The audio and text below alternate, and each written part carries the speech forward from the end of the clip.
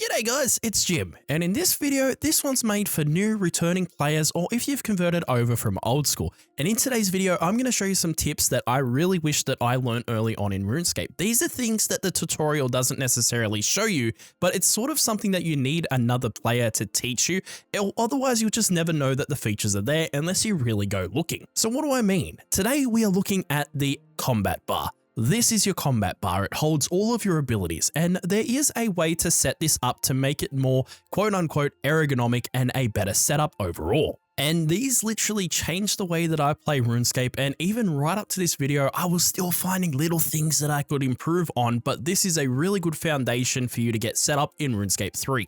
Let's jump into it. If you guys are struggling with the game and you need some help, I do have a Discord in the link down below that you can join. We have over 1,000 members who can help you out in RuneScape 3. Let's start it off with gym tip number 1, configuring your presets properly according to each combat style and weapon type.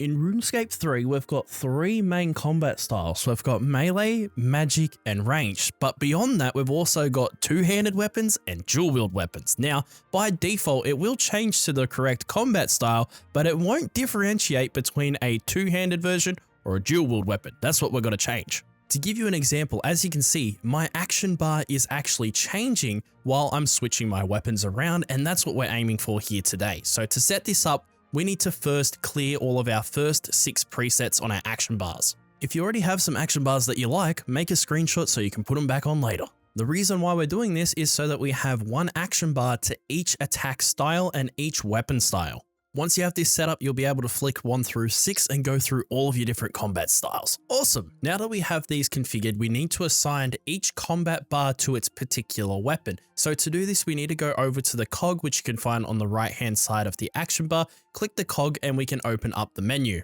Once the menu is open, just move your action bar over to the side so that we can still see it. Go to gameplay, combat and action bar binding, and in this menu, make sure the first 2 options are ticked. The top one will allow you to switch your style from the bank.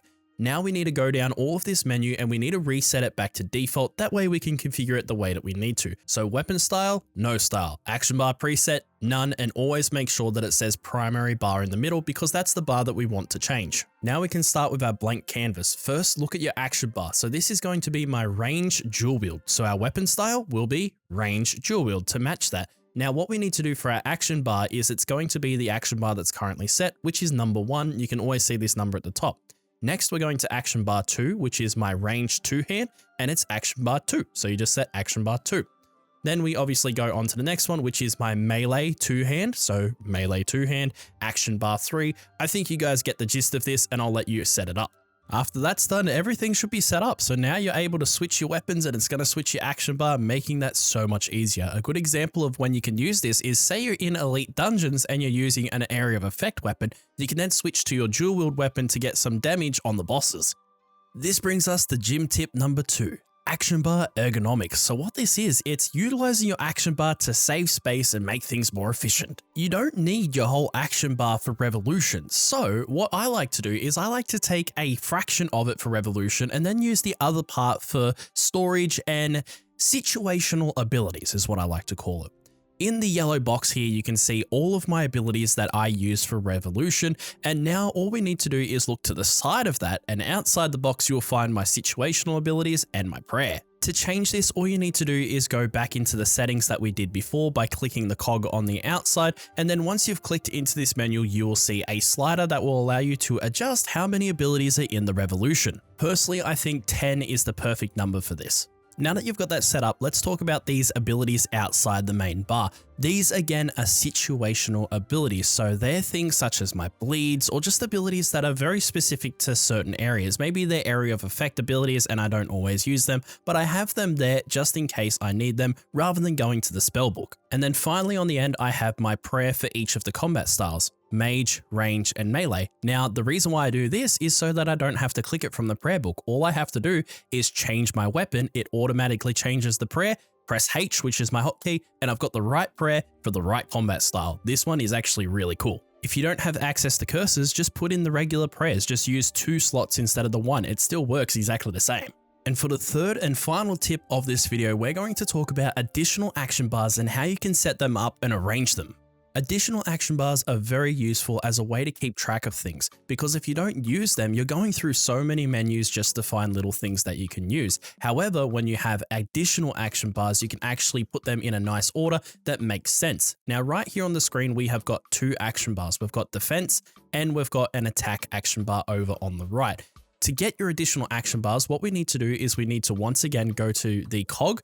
Now that we have the settings open, we can go to our additional action bars, which is in the action bar menu. And down the bottom, we need to select action bars 10, 11, or 12. Just pick some of the higher numbers because they're probably not going to have something on them. Remember, anything 6 and before is going to be used for our main action bar. So don't use anything between 6 and 1. Let's have a look at my defense action bar. Now, the defense action bar is going to have a lot of things to heal you. So starting off, we have the resonance switch, which is a shield, resonance ability, and then back to my weapon.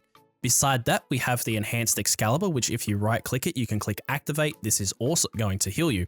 Then we have our 3 abilities, which is devotion, 100% protection on prayers. We also have debilitate next to that. And then finally, we have reflect, which is a shield ability. At the bottom, we have freedom and anticipation.